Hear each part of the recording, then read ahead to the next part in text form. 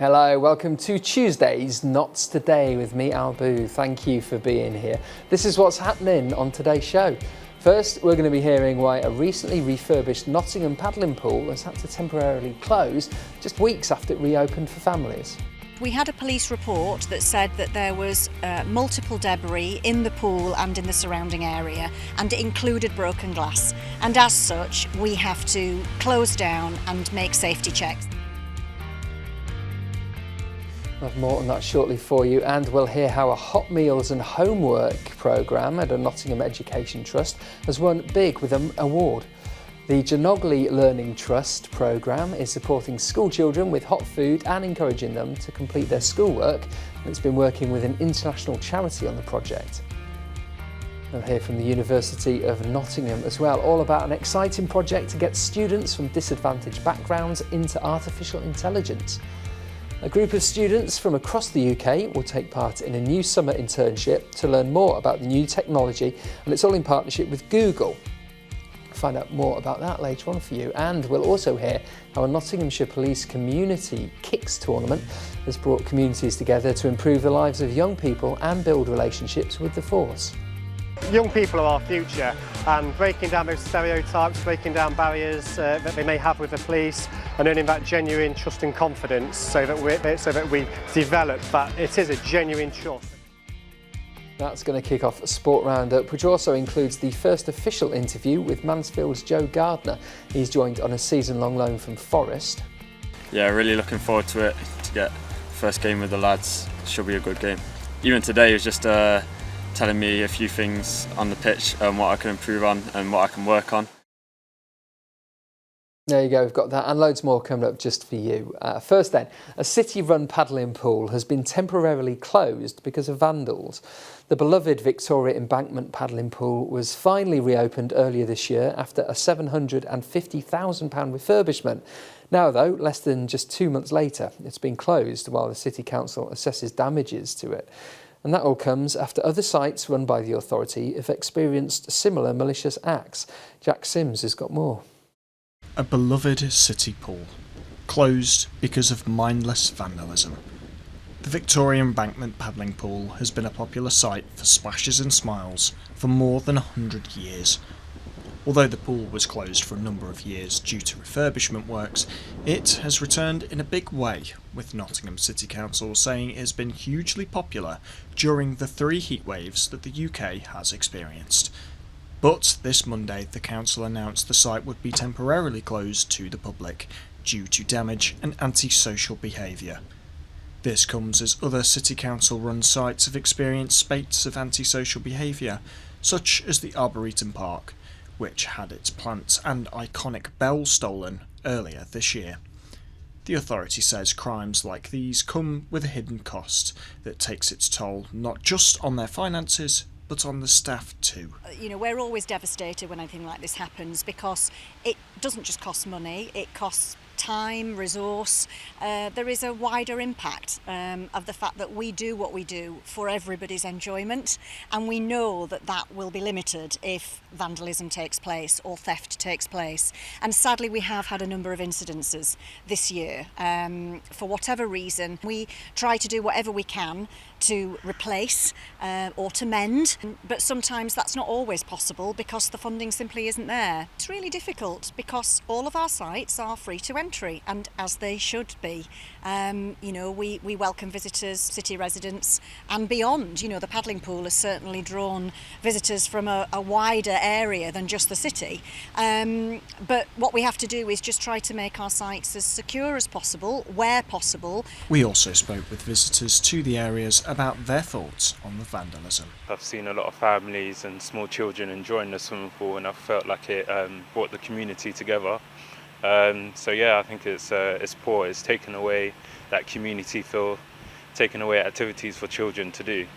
It's a shame that it's been destroyed so quickly. Like many things in the city, all the nice, the bikes we get as well. The pool is expected to reopen on Wednesday, when officials hope some more good weather and even better behaviour may shine through. Jack Sims for Notts TV. Right, it's time for our first great guest of the show now, and we are going to hear how a project making a difference to local families right here in Nottingham has won national recognition. The Jonogley Learning Trust has been honoured with a prestigious award for its Hot Meals and Homework programme. It's a partnership with international charity Akshaya Patra UK. Well, here to tell us all about it is Trust CEO Mark Malender. Hello, thank you for coming in. It's a pleasure, thank you. Congratulations on the award, first of all. I mean, what does this mean to Jonogley? It's great recognition and acknowledgement of the hard work for many, many people that have gone into putting this provision on for our children and their families, which has hugely helped towards the cost of living crisis that many of us are facing. Yeah, let's talk about this. Tell us about hot meals and the homework. Okay, well, it's basically what it says on the tin. We wanted to try and contribute in some way to making, addressing the cost of living crisis by providing a nutritious evening meal to our children and their families. We already provide breakfast clubs, and many of our pupils get a free school meal at lunchtime, so it was almost completing the circle that they have a hot meal before they go home. But also by extending the school day, they're able to stay at home and carry out enrichment activities and carry out homework in an environment that's conducive to learning with the help of adults such as teachers and TAs. So it was bringing those two things together, but then in doing so and trying to address those aims, it has brought so much more as well in terms of the impact that it's had around parental engagement and how parents have got on board because they're also invited in with other siblings to have the meal at the end of the day, getting the parents involved in their child's learning, breaking down any barriers and improving relationships between school and home. It's also educated the kids in terms of where the food comes from and the origins of the food and different cultures, and they've eaten food that they perhaps would never have eaten before. Right. And it's had impact on attendance, on engagement levels, how attentive the kids are. So yeah, it's multifaceted, but it's had great impact.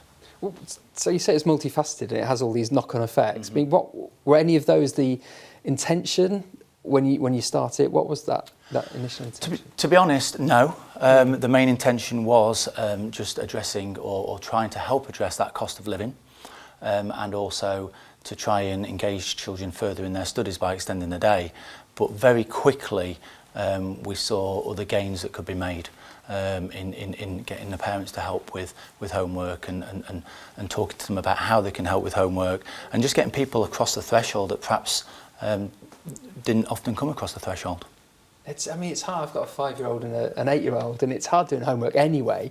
You know, like you say, with the cost of living crisis, but we live in this busy world with so many distractions away. So to actually get there and get involved and it forms that bond more, doesn't it, as well? Absolutely. Which is incredible. How did the partnership come about? So we'd heard of Akshaya Patra and the good work that they've done for many years in India particularly. I think they've worked over there for about 25 years. They've fed billions, I think 4 billion children. Wow. I think currently they feed about 2 million a day, and they also provide education. And the UK arm of the organisation has funded that in the past, but it got to about 5-6 years ago when they recognised that actually there's a need over here as well. So they'd been doing work, particularly down in London, addressing what they were calling holiday hunger. Because you know, when kids weren't in school, getting the breakfast clubs and the free school meals at lunchtime, some children were going hungry at lunchtime. So I'd read about that, and we went and we approached them and said, look, could we work together? Could you provide the meals and we'll provide the homework, and let's do something great together? And I feel that we've done that. That's brilliant. I was going to ask you actually, because we've got the summer holidays, 6-week holidays coming up. Does this then roll into that, or? Not at the moment currently. Our project that we've done collaboratively with Akshaya Patra is around the end of the school day. It initially was piloted in one school. It's gained traction and success and the impact that we've talked about. So we've now got it rolled out in 3 schools, but we're looking to extend again, and that could be something that we perhaps look at. I mean, you shouldn't have to, really. I know I'm meant to be impartial and all that, but in this day and age, 2025, it's not something that schools should have to consider, but you do, and it's fantastic. Do you know of any other settings in Nottinghamshire that may be taken on a similar thing? Because I guess once they see the success, the impact it has. No, but it's an initiative that others can get involved in. We're not precious about it being just within our trust. Yeah. We've had staff who've got links with other schools and people are asking, and it's something we want to benefit all. Yeah, and I think see it working clearly as well. It's brilliant. Thank you so much for coming in and telling us about it. Right, let's have a look at other Notts news now. And a man has been charged after a knife was recovered by police in Radford. Nottinghamshire Police's knife crime team spotted a group on a play park just off Independence Street about 4:25 on Friday afternoon. 3 people were detained after a brief foot chase and a lock knife was recovered. 29-year-old Motaba Farham of Norton Street has been charged with possessing a knife in public. He'll appear in Nottingham Magistrates Court on July the 31st. And a police video has shown the moment that a drink driver loses control of his vehicle and narrowly avoids injury in Retford. It took place on a quiet country road, Mattersley Road, in June, resulted in no injuries. 48-year-old Neil Shackleton of Retford Road blew more than 2 times the legal limit after his vehicle collided with a police car. He was given a 3.5-year driving ban and told to complete 40 hours of unpaid work, and he must abstain from consuming any alcohol for 80 days.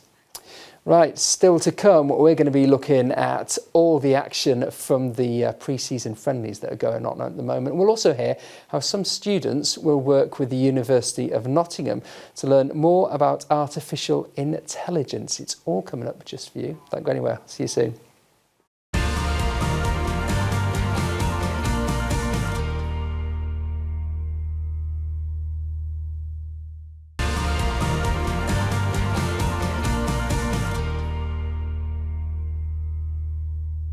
Hello, welcome back to Tuesday's show with me, Al Booth. Thank you for being here. This is what's happening in Notts today. The finance boss of Nottingham City Council says there's been massive improvements in the way its money has been managed.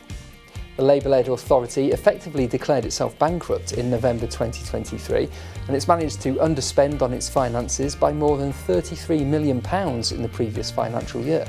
Now, the council's deputy leader, Ethan Radford, has said the figures are an indicator of a healthy financial position, and the underspending comes as the result of underused exceptional financial support from the government. Plans to convert an empty warehouse in Nottingham into a circus school have been given the go-ahead. Nottingham City Council's approved a planning application from Tuyo Circus Arts to use an industrial unit at Nottingham Wholesale and Trade Park as a specialist circus arts training centre. That comes after the school, which has trained hundreds of children and adults in circus skills over the last 12 years, was left with days to leave its premises in Sneinton in March. Right, from circus schooling to learning all about AI, and a group of students from less advantaged backgrounds will spend their summer at the University of Nottingham taking part in an internship. It's been designed to give them a head start in one of the fastest growing fields in tech, artificial intelligence. The programme is part of the Google DeepMind Research Ready scheme and offers hands-on research experience as well as technical training and career guidance. And it's all with the aim of helping underrepresented students break into the world of AI. Well, here now to tell us all about it is Dr. Mike Pound from the University of Nottingham. Thank you for coming in. Thank you.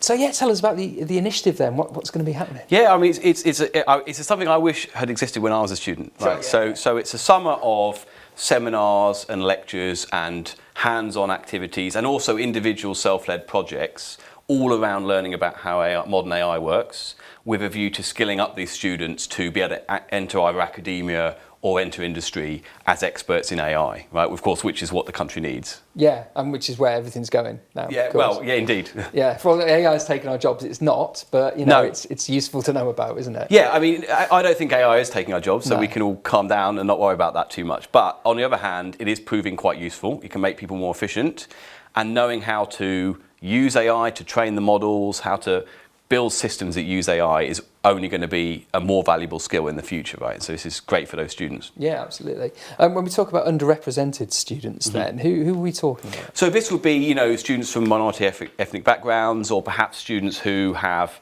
had a history of, for example, they maybe have received free school meals back when they were, before they went to university and things like this. So any student where we feel that those groups are underrepresented in the AI sector, we're looking to try and help those students up and, you know, get them into the workforce. Okay, and where are they coming from? Are they already So at the there's a handful who are undergraduates at Nottingham, and then there are also those from other universities as well. We cast quite a wide net, and we advertised nationally to try and get as many good students as we could, and we had loads and loads of applicants. I was going to say, what was the uptake like? I bet that was crazy. We had a lot of applicants. I wasn't on the panel, but there was quite a lot of reading of personal statements and CVs and looking at track records and making sure that we got the students who wanted it the most and would benefit the most from it. Let's talk about the widening participation activities that the University of Nottingham's up to. This is all part of it, isn't it?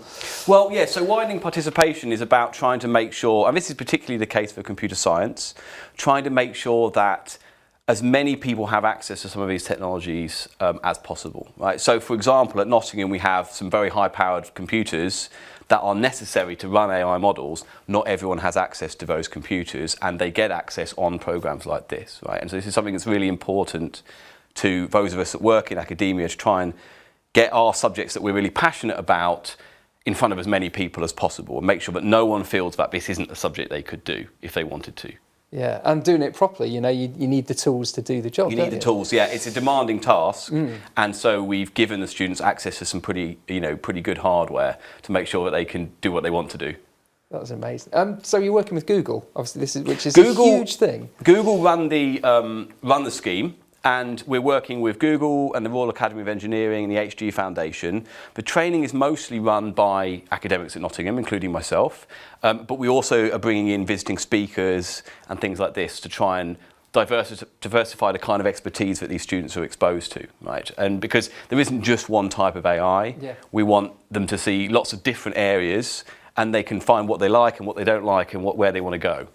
I mean, AI is changing every day, isn't it? It's, these programs are getting training, and initially it was like, oh, AI couldn't do that, it hasn't been but it gets trained every day, and it gets closer to nuance as well. Almost. Yeah, it's very, very fast moving, and that's one of the things that we're talking about with the students, and I also talk about with the students at our university, is that this is something that in a way you can't keep up with, right? It's so fast, but we can teach some skills that will allow people to take on new material more quickly, learn the fundamentals so that when something new comes along they understand how that works and they can apply it, and then it's about just trying to keep up, right?